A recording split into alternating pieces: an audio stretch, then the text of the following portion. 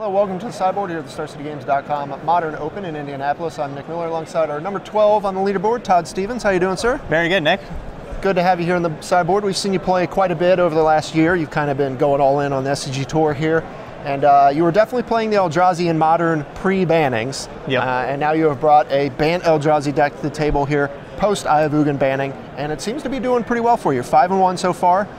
Talk about the deck and kind of where it came from and the changes you've made since the bannings and whatnot.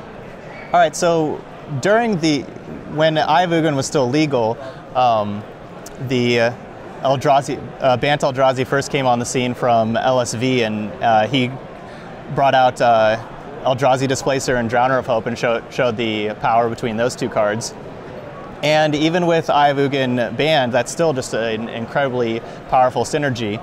And we still have Eldrazi Temple, and we have Ancient Stirrings that can help find the Eldrazi Temple. And I don't know where to go from there.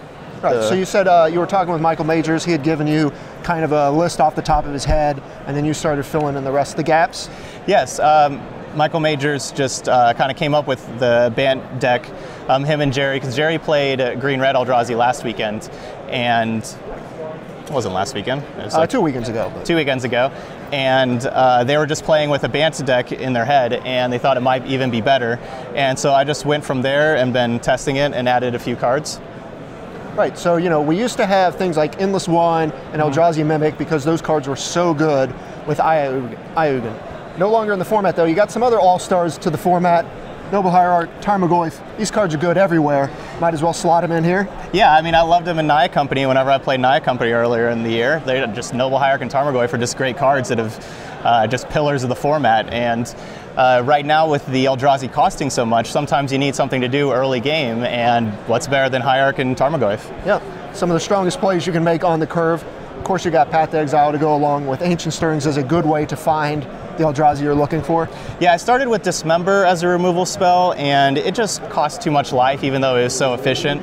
And sometimes it's hard to get white mana, but Path to Exile is just second to none in versatility. The best rate that you're going to get in the format. Exactly. Then we get into the bulk of the Eldrazi that we all know and love. You got the Matter Reshaper, the Displacer, Thought-Knot Seer, Reality Smasher, Drowner Hope, and then of course a World Breaker in here as well. So you're basically like the old style Eldrazi decks, ramping into just big creatures that are beating down. Yes, and so I started with just a play set of all the regular ones, but the Displacer, how it doesn't match up very well against Lightning Bolt. And I was struggling with some of the longer control decks like Jund or Grixis, and so that's why I put in the extra World Breaker in there also. And so with World Breaker, Drowner of Hope, the deck now has a really good late game. Yeah, back when Eldrazi was running rampant, the Lightning Bolt count was probably at the lowest it's been in Modern. So you got to get away with playing some more of the cheaper ones, Displacer, but it's still so powerful with Drowner of Hope, Thought-Knot Seer, that you just can't go fewer than 3, right? Yeah, it just has so much versatility. It can literally do so much. So, and with Eldrazi Temple being able to undercost it also, it's just vital to the deck. Okay. So you had played Abzan Company in Milwaukee. What made you change back to Eldrazi?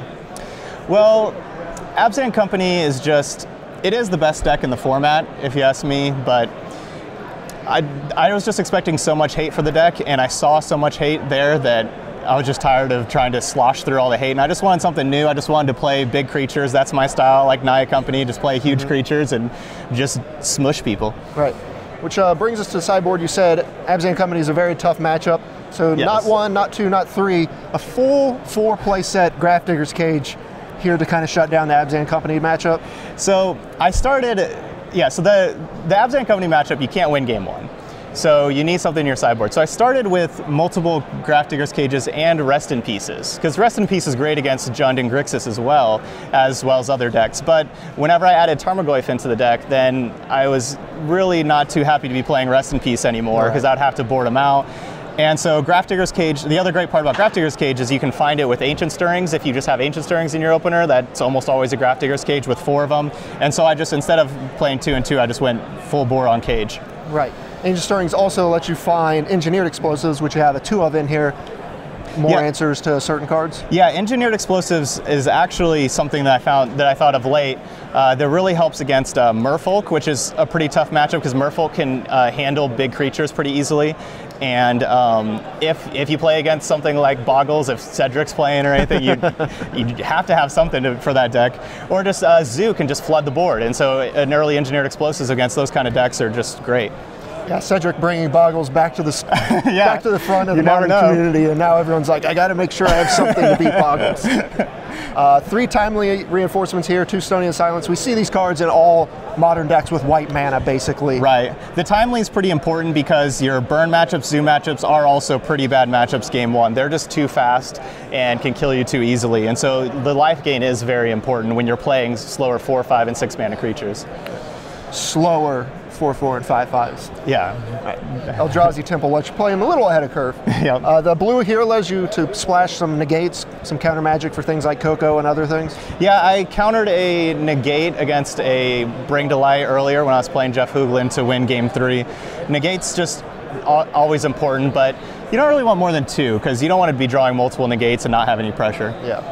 Then, of course, Worldbreaker, Thragtusk, some more threats here, more life gain. But Worldbreaker just seems so good against the decks that are looking to grind you out, kind of being controlling. And Thragtusk is not only good against aggressive decks, but it's great against the control decks. And Thragtusk, especially with Eldrazi Displacer, they can get real dirty real fast. Flashbacks to Restoration Angel and Thragtusk. So, well, we've seen that before, and this deck looks to be performing pretty well for you. 5-1 start, showing that Eldrazi, they haven't gone anywhere. Nope. So, they're Todd, coming back. Thanks for joining me here in the sideboard. Thank you, Nick. Stay tuned to StarCityGames.com all weekend long for the action here in Indy.